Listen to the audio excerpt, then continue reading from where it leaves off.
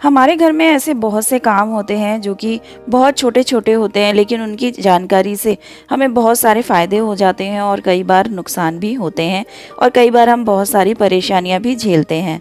तो चलिए फिर आज इसी बारे में बात कर लेते हैं। Welcome to my channel friends, कैसे हैं आप सब लोग? आई होप आप सब बहुत अच्छे होंगे। मेरा नाम है पूनम। तो सबसे पहले जो टिप है या सबसे पहले जो हम बात कर लेते हैं, घर पे हम सभी लोग हरी मिर्च लेके आते हैं जो कि 1 या 2 दिन में जब हम फ्रिज में रखते हैं तो वो ख़राब हो जाती है या सूखने लग जाती है। तो मेरा जो तरीका है हरी मिर्च रखने का, आप देख सकते हैं, इससे आराम से 15 से 20 दिन या 25 दिन तक भी आराम से जो मिर्च है वो चल जाती है। तो यहाँ पर मैंने मिर्च को धो के उनके डंठल को तोड़ दिया है और साफ जो कॉटन का कपड़ा है उससे पोंछकर इस तरीके से मैं एक डब्बी में बंद करके रखती हूँ, इस तरीके से। तो इसमें आराम से 20 से 25 दिन तक जो ये मिर्च है चल जाती है। तो मैंने उसमें क्या किया है, जो पहले वाली मिर्च है वो ऊपर रखी है और जो नई मिर्च है वो मैंने नीचे डाल दी है। और यहाँ पर एक छोटा सा टिप है कि घर में जो भी सामान होते हैं किचन के मोस्टली, तो जो ढकने वाली चीज़ें हैं ना हमेशा ढक के रखनी चाहिए, क्योंकि किचन में बहुत ज़्यादा गंदगी होती है, चिपचिपाहट होती है, जिससे कि चीज़ें बहुत ज़्यादा और बहुत जल्दी गंदी भी हो जाती हैं।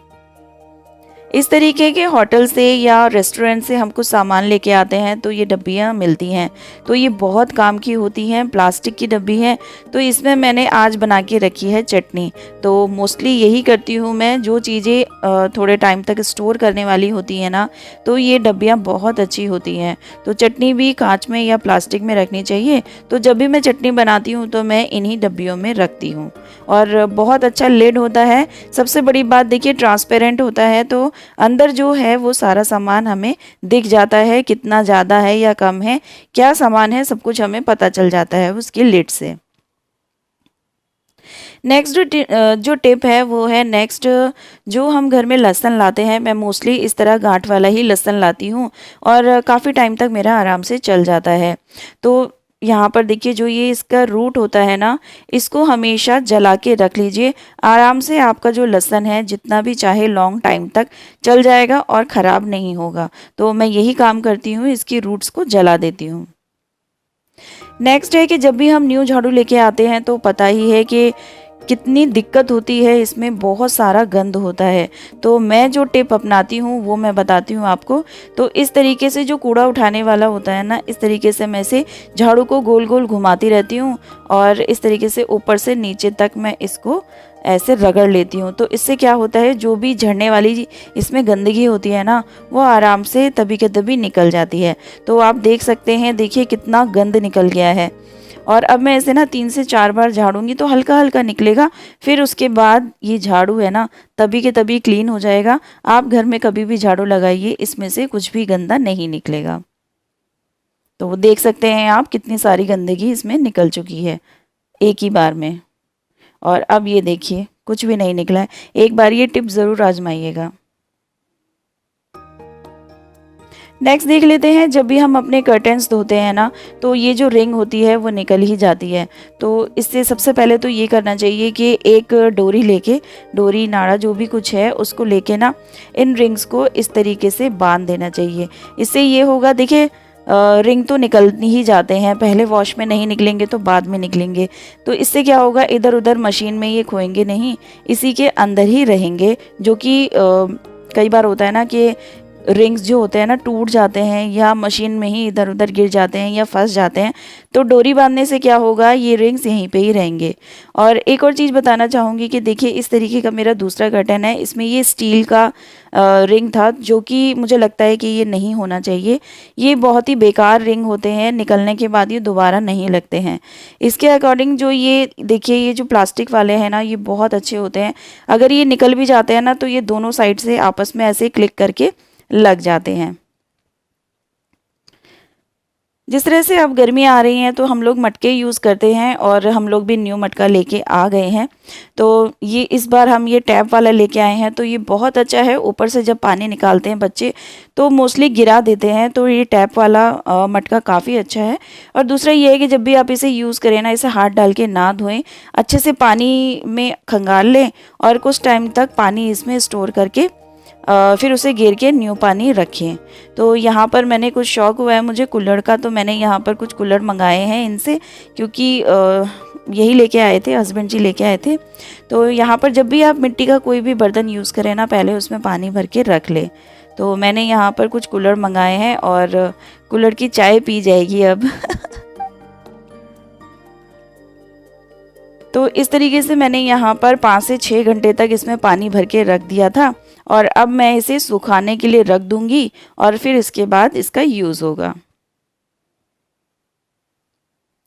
डेली नाइट में किचन क्लीन करके ही सोना चाहिए। मैं भी यही पसंद करती हूँ कि सारे बर्तन वगैरह सब कुछ सिंक और किचन क्लीन हो। साथ में जब बच्चों का सुबह स्कूल होता है तो सुबह जल्दी उठना होता है, उसके लिए मैं रात में ही सब्जी काट लेती हूँ और इस तरीके से देखिए एक बर्तन में सब्जी काट के मैं इस तरह से जाली से ढक देती हूँ। तो इससे ये होता है कि सुबह के लिए हमारा काम आसान हो जाता है, क्योंकि फटाफट से हम सब्जी भी बना लेंगे और जाली से मैंने ढका हुआ है तो उसमें कुछ कीड़ा वगैरह या कुछ भी है वो चीज़ गंदगी नहीं जाएगी। नेक्स्ट ये है ये फॉइल बहुत अच्छा है, पेपर यूनी रैप है ये। तो ये सेहत के लिए बहुत अच्छा, जैसे सिल्वर फॉइल है ना सेहत के लिए अच्छा नहीं होता है, तो इसको हम ओवन में भी रख सकते हैं, माइक्रोवेव में रख सकते हैं और काफ़ी अच्छा है। अगर आप कुछ तवे पे गरम कर रहे हैं तो ये ना जलता भी नहीं है, काफ़ी अच्छा है और हेल्थ के लिए भी बहुत अच्छा है। तो मैं बच्चों के और हस्बैंड जी के जो लंच है इसी से पैक करती हूँ। सेफ्टी पिन हमारे बहुत काम आती है, तो कई चीज़ों के बारे में हम जानते हैं और कई चीज़ों के बारे में हम नहीं जानते हैं। तो चलिए आज कुछ सेफ्टी पिन के बारे में बात कर लेते हैं। तो सेफ्टी पिन में देखिए इस तरीके से जो हम अपनी पिन्स है ना वो संभाल के रख सकते हैं, जो कि इधर उधर खो जाती हैं।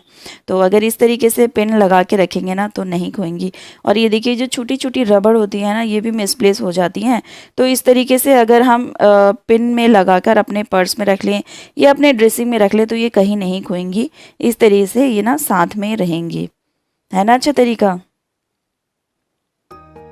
नेक्स्ट ये है कि देखिए हम छोटे पाउच या बड़े पर्स जो यूज़ करते हैं तो जैसे भीड़ वाली जगह पे गए हैं तो कोई भी खोल सकता है चेन को, तो होता ही है मोस्टली लोगों के साथ ऐसा हो जाता है। तो इसकी सेफ्टी के लिए क्या करें, इस तरीके से जो ये जिप होती है चेन होती है ना इसके हैंडल होते हैं, यहाँ पर सेफ्टी पिन लगा के साथ में अगर आप स्टेप यूज़ कर रहे हैं तो स्टेप के साथ इस तरीके से लगा लीजिए। तो पीछे बैग अगर आप जिस तरह से हैंग करके रखते हैं तो कई बार होता है ना कि पीछे की साइड भी खिसक जाता है बैग, तो ऐसे कोई नहीं खोल पाएगा। और अगर आप चाहें तो जो ये छोटे वाले हैंडल होते हैं इसके साथ भी पिन को, मतलब जो इसके हैंडल है ना जिप के, इसके साथ इसको अटैच कर सकते हैं। इससे भी जो पर्स है कोई नहीं खोल पाएगा।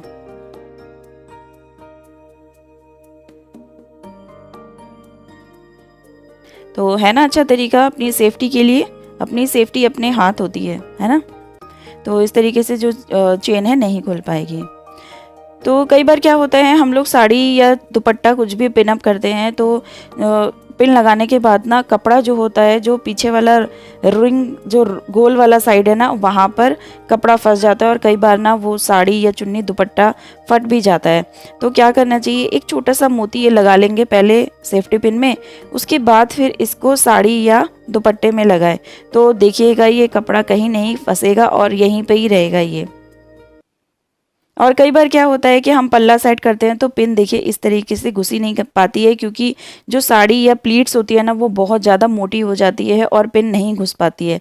तो इसके लिए क्या करें, तो इसके लिए एक बहुत ही अच्छा उपाय है कि पिन में थोड़ा सा साबुन इस तरीके से लगा ले। तो 2 से 3 बार साबुन को ना साबुन में सेफ्टी पिन को इस तरीके से देखिए ऐसे घुसाइए। इससे क्या होगा, जो सेफ्टी पिन है ना वो सॉफ्ट हो जाएगी क्योंकि उसमें साबुन लग चुका है। तो बहुत ही आराम से ये इसमें चली जाएगी, चाहे कितनी मोटी प्लीट्स हो जाए कपड़ों की, लेकिन जो सेफ्टी पिन है ना इजीली अंदर चली जाएगी और वो लग जाएगी। तो कई बार होता है ना मैं काफ़ी जंग लड़नी पड़ती है पिन जब नहीं घुसती है, तो मेरे तो हाथों में भी दर्द हो जाता है, लेकिन जब से मैं ये टिप आजमाती हूँ ना तो अब वो दर्द नहीं होता है। तो ये थी कुछ टिप्स घर की जो कि कई लोग जानते होंगे, कई लोग नहीं जानते होंगे। तो कितनी यूज़फुल रही आपके लिए मेरी ये टिप्स मुझे ज़रूर बताइएगा। इसी के साथ मैं वीडियो का भी एंड करती हूँ। वीडियो आपको कैसा लगा मुझे ज़रूर बताइएगा, और कौन सा टिप आपको ज़्यादा पसंद आया है ये भी ज़रूर बताइएगा। मिलती हूँ ऐसी ही अच्छी वीडियो के साथ, तब तक के लिए बाय, टेक केयर।